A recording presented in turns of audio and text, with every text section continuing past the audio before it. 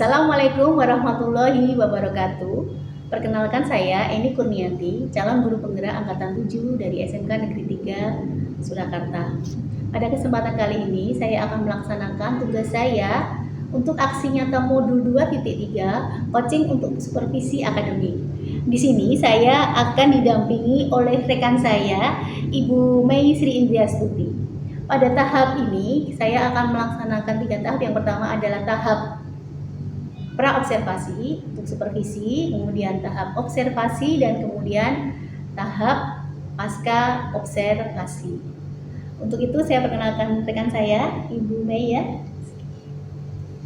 Baik, terima kasih Bu Eni atas kesempatannya. Perkenalkan, nama saya Mei Sri Indriastuti. Saya merupakan salah satu guru SMK Negeri 3 di mana saya mengajar mata pelajaran sejarah di kelas 10. Baik Bu Mei, tujuan dari pertemuan kita hari ini adalah untuk berbagi pengalaman dengan Bu Mei tentang pengalaman-pengalaman mengajar Bu Mei di kelas, bagaimana Bu Mei melaksanakan pembelajarannya sehingga kita dapat menggali potensi anak sehingga belajar lebih baik dan menarik. Apakah mengganggu Bu Mei mungkin? Tidak Bu Eni, dengan senang hati. Oke, terima kasih Bu Mei ya. Sama-sama Bu Eni. Satu. Baik, Bu Mei, bagaimana pelaksanaan pembelajaran yang dilaksanakan Bu Mei di kelas? Apakah metode yang digunakan dan bagaimana pembelajaran di kelasnya? Bisa digambarkan kepada saya. Baik Bu Eni, untuk pembelajaran sejarah di kelas saya berusaha untuk menyampaikan materi itu kepada siswa, bagaimana materi sejarah itu akan terasa lebih menyenangkan, lebih mengasihkan, dan tidak membosankan. Apalagi di saat ini siswa kita kebanyakan merupakan generasi Z, di mana generasi Z ini merupakan generasi yang semua kebutuhannya cepat untuk dapat terpenuhi, termasuk untuk mata pelajaran sejarah ini. Nah, untuk memberikan pembelajaran yang lebih menyenangkan, biasanya saya akan menyampaikan untuk pertemuan yang mendatang, akan saya sampaikan materi apa yang hendak kita pelajari. Baik Bu Mei, sehubungan dengan supervisi akademik yang akan saya lakukan nanti, bagaimana metode atau pembelajaran yang akan dilaksanakan oleh Bu Mei? Baik Bu Eni, sedikit saya akan menceritakan bagaimana pembelajaran di kelas saya. Itu saya berusaha untuk bisa berdiferensiasi dengan melihat bagaimana siswa saya di dalam kelas itu. Ya, ibaratnya penerapan metode berdiferensiasi di mana saya melihat kebutuhan siswa saya itu, kok mereka itu suka dengan melihat. Ya sudah, saya penerapannya dengan audiovisual, kemudian kinestetik, dan menyesuaikan kebutuhan mereka itu seperti apa. Ya, baik Bu Mei. Kemudian strategi apa yang bisa dipakai untuk Bu Mei itu dengan melaksanakan pembelajaran berdiferensiasi itu? Dengan ini Bu Eni, karena kalau kita mengajar, kita akan lebih memahami bagaimana siswa itu, kok siswa saya itu lebih senang dengan melihat, maka butuh dengan visual. Kemudian saya akan berikan, yuk kita lihat, yuk kita lihat apa ya yang menarik ya, seperti itu. Kok siswa saya itu lebih senang dengan membaca, yuk kita belajar bareng-bareng, yuk membaca materi ini yuk. Sehingga anak-anak itu lebih senang, lebih asik, lebih enjoy untuk pelajaran saya. Belajar lebih menyenangkan. Ya, lebih menyenangkan buat siswa saya, sehingga siswa saya itu tidak bosan, tidak kok itu aja, seperti itu Bu Eni. Iya, baik. Kemudian untuk materi yang akan disampaikan saat supervisi nanti apa Bu? Baik Bu Eni, untuk materi yang akan saya sampaikan nanti untuk siswa saya di kelas 10 AKL itu tentang peristiwa Rengas Dengklok. Itu Bu Eni, itu merupakan ya peristiwa yang penting sebelum peristiwa proklamasi. Saya pengen anak-anak itu juga memiliki greget gitu. Dalam pelaksanaan pembelajaran tersebut, Bu Mei, adakah keterlibatan dari kepala sekolah ataupun rekan-rekan kerja dari Bu Mei? Ya, Baik Bu Eni, untuk hal ini mungkin saya juga ingin melibatkan Ibu Kepala Sekolah sebagai pimpinan untuk melihat bagaimana saya, kemudian untuk teman sejawat pun juga saya akan minta bantuannya, seperti Ibu Rati Alvina, mungkin Ibu Eni sendiri, bagaimana dalam proses pembelajaran saya, apakah sudah sesuai, apakah dilihat kok siswanya belum merasa menyenangkan, belum merasa asik, mungkin di situ saya akan meminta bantuan beliau-beliau di dalam proses pembelajaran saya ke depannya. untuk supervisi nanti Bu Mei, kapan rencana Bu Mei akan melaksanakannya? Baik Bu Eni, untuk permintaan Bu Eni akan saya laksanakan besok. Ya, besok ya Bu ya. Iya. Terima kasih sekali Bu. Kemudian komitmen apa nanti Ibu Mei dengan pelaksanaan ini nanti? Saya berkomitmen untuk lebih menyesuaikan apa yang hendak saya sampaikan itu, saya lebih sesuaikan dengan modul ajar yang sudah saya buat, sehingga modul ajar yang saya buat, saya rencanakan itu nanti dari awal sampai akhir itu bisa terlaksana semua. Ya, terima kasih Bu Mei ya. Mungkin Bu Mei bisa memberikan kepada saya kesimpulan daripada kita pertemuan hari ini, mungkin Bu ya, untuk sudah kita refleksi sebentar. Baik Bu Eni, di dalam hal ini bagaimana Bu Eni di dalam mensupervisi saya sebagai guru mata pelajaran sejarah memiliki tujuan bagaimana di dalam saya mengajar pada siswa itu agar lebih menyenangkan, lebih mengasihkan, tidak membosankan. Kemudian dengan metode berdiferensiasi tadi, di mana kita sebagai guru itu mengenal sekali bagaimana siswanya, sehingga akan ngerti siswa dalam satu kelas itu mana yang lebih senang, lebih menyenangkan menggunakan audio, visual, kemudian mana yang suka membaca ataupun yang kinestetik itu akan lebih menyenangkan bagi siswa, sehingga di dalam pembelajaran itu lebih asik ya. Mungkin juga dari dalam modul ajar itu nanti akan saya buat bagaimana siswa itu juga mereka bisa berdiskusi. Dengan berdiskusi mereka pun juga menyampaikan pendapatnya, mencari materi dengan teman-temannya, saling menghargai dan lain sebagainya. Di situ akan nampak. Dan pada materi peristiwa Rengas Dengklok yang akan saya sampaikan itu nanti juga akan lebih asik, lebih menyenangkan. Ya, lebih menyenangkan bagi siswa, tidak lagi membosankan. Demikian hasil wawancara pra-observasi supervisi akademik saya dengan Ibu Mei Sri Indriasuti ya Bu. Kita akan bertemu lagi di tahap observasi mengajar berikutnya. Terima kasih. Assalamualaikum warahmatullahi wabarakatuh. Assalamualaikum warahmatullahi wabarakatuh. Pada kesempatan hari ini saya akan mengerjakan tugas dalam rangka memenuhi tugas dari guru penggerak, yaitu mengamati atau observasi kepada rekan sejawat saya untuk mengajar tentang pembelajaran berdiferensiasi. Selamat menyaksikan. Selamat pagi anak-anak.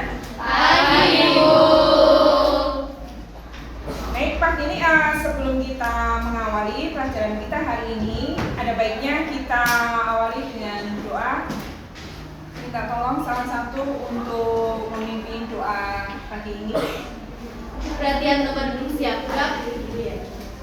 Mari teman-teman, sebelum memulai pembelajaran di pagi hari ini, Berdoa menurut agama dan kepercayaan masing-masing. Berdoa dimulai.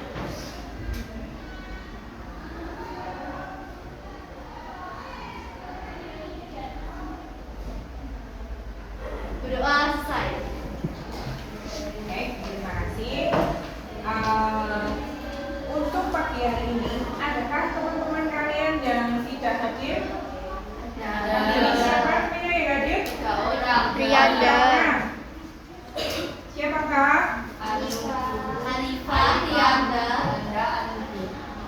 Sakit semua. Semuanya sakit? Ya. Ada surat izinnya? Itu baru online. Oke. Besok pagi diminta surat izinnya secara fisik ya. Baik. Oke.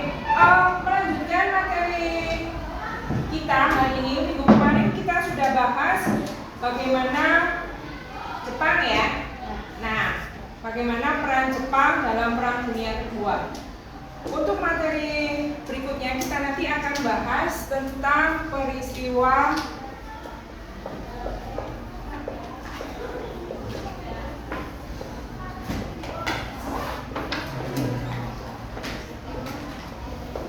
apa Cek?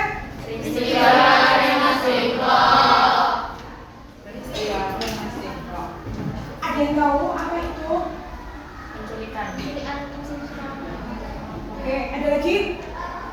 Desakan dari kaum muda. Penculikan itu Yes. mendesak oleh kaum muda agar cepat-cepat melakukan proklamasi karena saat itu terdapat kekosongan kekuasaan.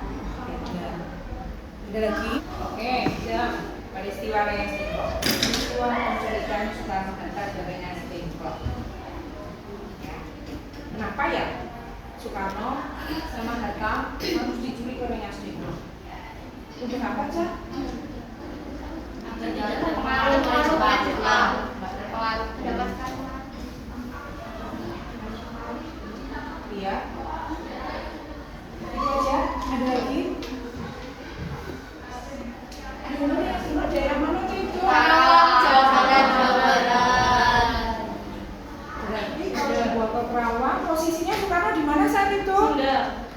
Jakarta. Untuk dibawa ke Kerawang, ke Jawa Barat. Terus pakai apa kira-kira? Mobil. Oh, pakai mobil. Kereta. Kereta. Oh, jalan ya? Jalan kaki. Iya dong. Kurus. Naik sepatu.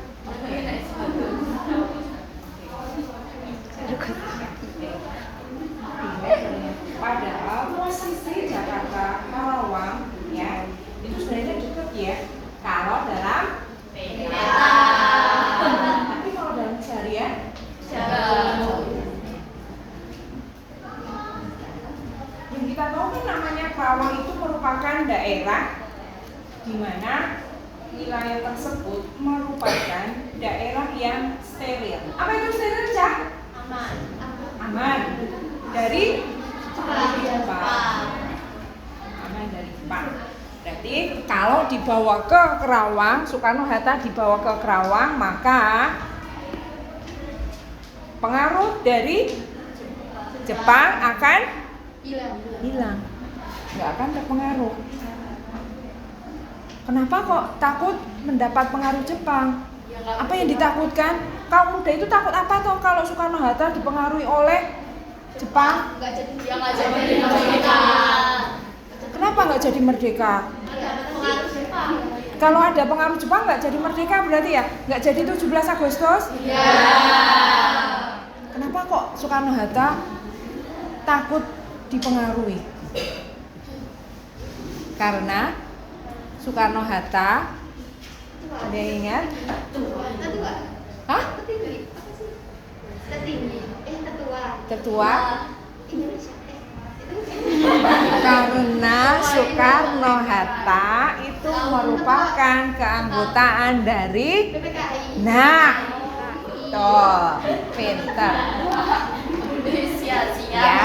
Nah, itu benar. Nah, PPKI itu siapa yang bentuk, Cah? Jepang. Nah, kalau harus konsul dengan PPKI dulu, Ya. ya, maka Ya nggak akan disetujui. Nggak akan disetujui kan? Iya, makanya kaum muda ini dibawa ke Rengas Dengklok Soekarno-Hattanya. Ya, jelas sampai di sini? Jelas. Ada yang mau ditanyakan? Ada yang mau ditanyakan?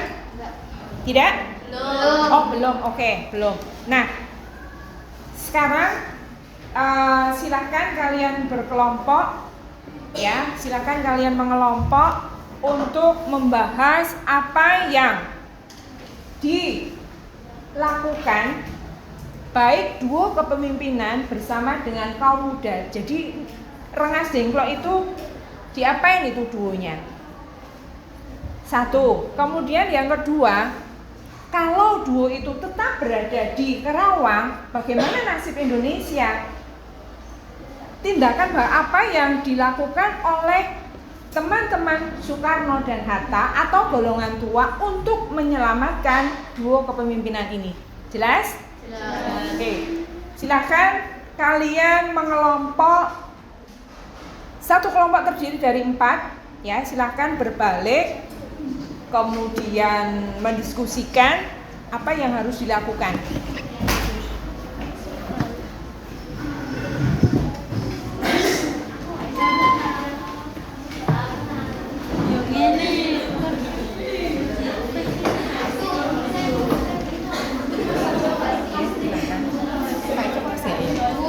Itu satu kelompok yang tulisannya orang atau satu aja ya?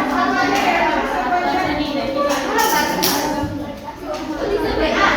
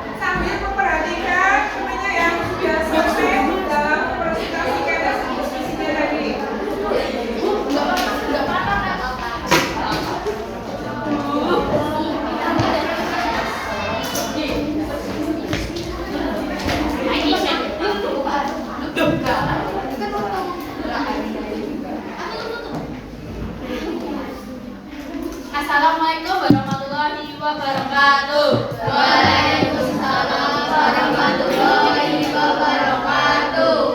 Di sini kami akan mempresentasikan hasil diskusi kelompok kami. Sebelumnya, perkenalkan nama saya Mutia, absen 22. Saya Yesi, absen 35. Saya Putri Nuraini, nomor absen 25. Saya Hanaya, nomor absen 18. Di sini kami akan mempresentasikan dua pertanyaan yang sudah diutarakan oleh Bumi.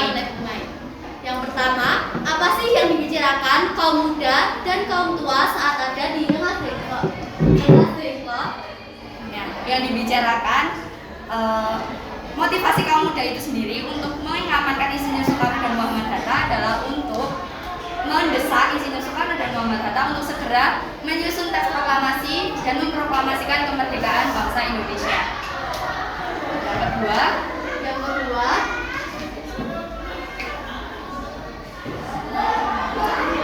gimana jadinya kalau misal dua tokoh tersebut tetap ada di Rengas Dengklok? Nah, jadi di Rengas Dengklok itu para golongan tua terutama Ahmad Subarjo itu menjadikan dirinya sebagai jaminan untuk untuk membebaskan Insinyur Soekarno dan Muhammad Hatta dari kaum muda. Nah, setelah mereka membebaskan, mereka pergi ke Jakarta untuk mencari penginapan. Namun, seorang tentara Jepang, yaitu Laksamana Muda Maeda, menawarkan diri untuk memberikan rumahnya sebagai tempat penginapan dan untuk merumuskan teks proklamasi kemerdekaan Indonesia di ruang makan. Nah, sekian presentasi dari kelompok kami. Bila ada kata yang salah, kami mohon maaf. Terima kasih. Wassalamualaikum warahmatullahi wabarakatuh.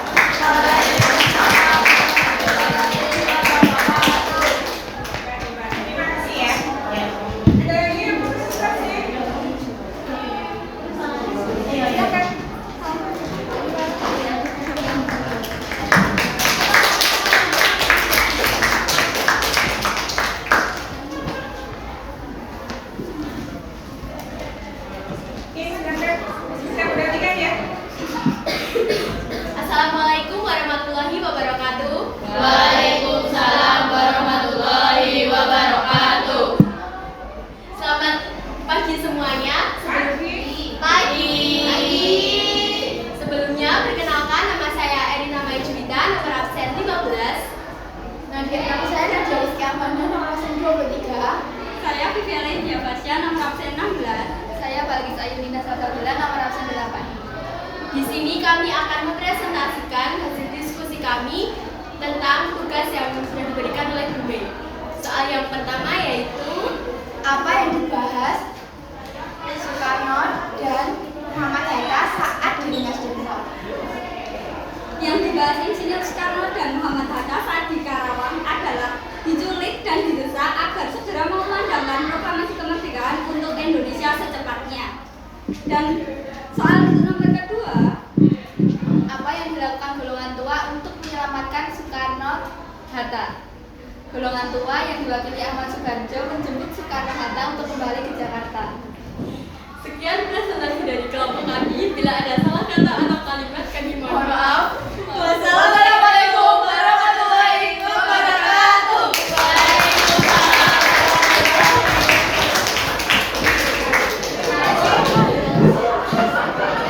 Oke. Terima kasih ya presentasinya, semuanya bagus-bagus hebat-hebat.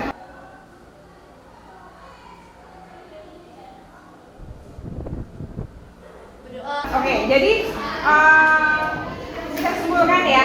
Jadi dari diskusi yang kalian lakukan itu memang seperti itu kejadiannya kurang lebih. Jadi Soekarno Hatta memang dibawa ke sana supaya terhindar, benar-benar terhindar dari pengaruh Jepang. Nah, di Jakarta, posisi di Jakarta, golongan tua ini merasa kehilangan kemana ini Soekarno dan Hatta. Maka atas inisiatif Ahmad Subarjo meminta kaum muda untuk membebaskan Soekarno Hatta supaya bisa segera memproklamirkan. Nah, kaum muda itu kan ya nggak mau ya serta-merta ngecoke hasil buruan besarnya, ya kan? Nah, kalau nggak mau Ahmad Subarjo kan harus memiliki jaminan supaya Soekarno Hatta bisa dibebaskan. Nah, Ahmad Subarjo lah yang Jadikan dinan. yes, pintar. Nah, itu akhir dari peristiwa Rengas Dengklok. Nah, kemudian mereka dibawa ke Jakarta. Ke rumahnya siapa? Laksamana Maeda. Ya. Disitulah nanti mereka akan merumuskan naskah proklamasi. Ya. Karena waktu sudah habis, materi ini akan kita lanjutkan ke minggu depan dan mohon kalian bisa mencari dulu buku di perpustakaan ataupun boleh dengan Google mencari materi tentang perumusan naskah proklamasi.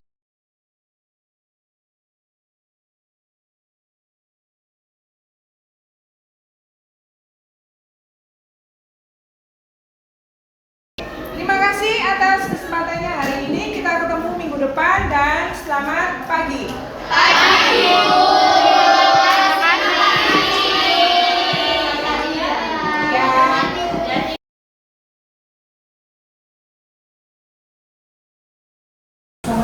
Selamat siang, Bu Mei. Selamat siang.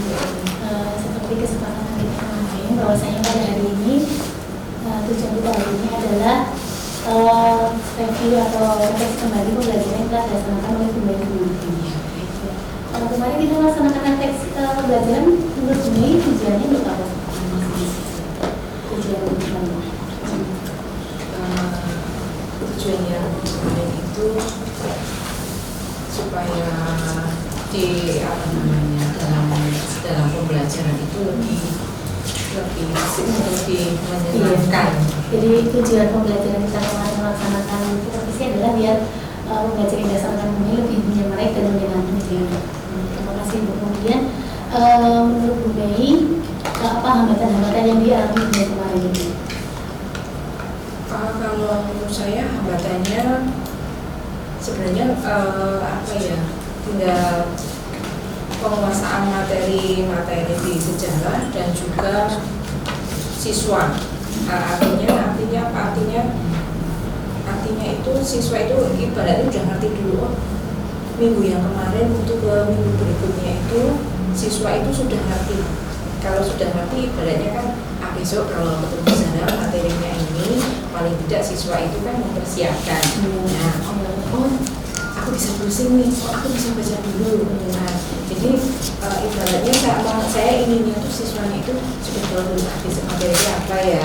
Materi itu sudah dikasih tahu oh, besok itu peristiwa Rengas Dengklok. Nah, peristiwa Rengas Dengklok itu kayak apa ya? Menyenangkan apa enggak ya? Nah, apa namanya, ibaratnya kan siswa sudah saya kasih tahu. Nah, kalau udah kasih tahu, saya ingin menyiapkan materinya dengan baik. Besok itu pembelajarannya saya siapkan dari pertama itu apa dulu, ucap salam atau apa saya siapkan, kemudian memberikan materi itu.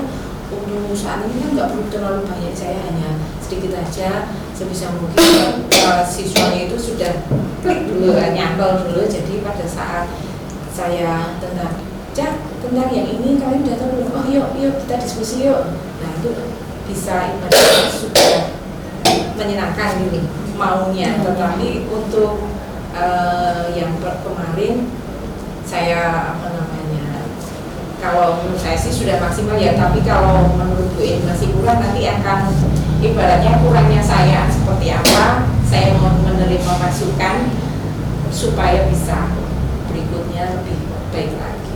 Yang menarik Bu Mei kemarin apa? Tantangan-tantangan yang akan dilakukan Bu Mei kemarin apa menurut Bu Mei sendiri? Kalau yang kemarin itu apa ya,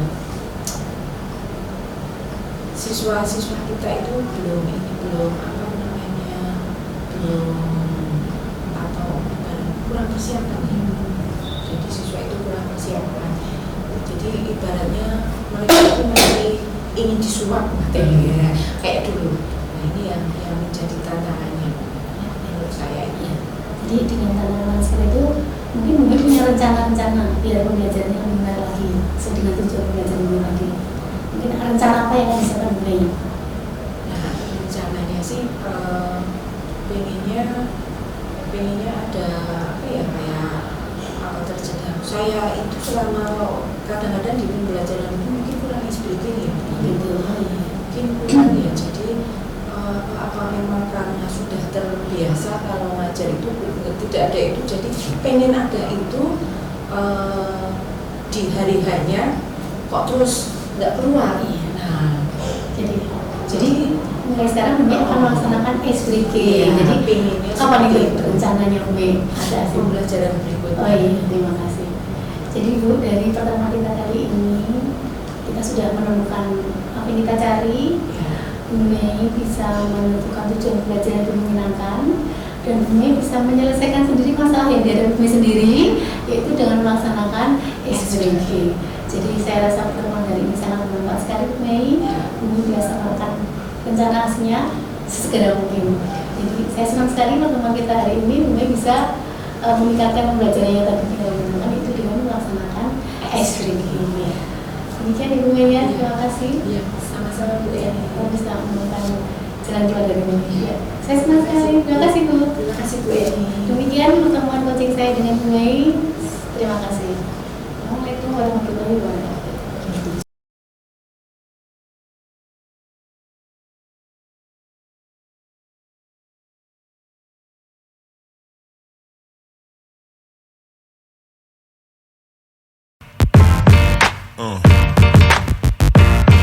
Yeah.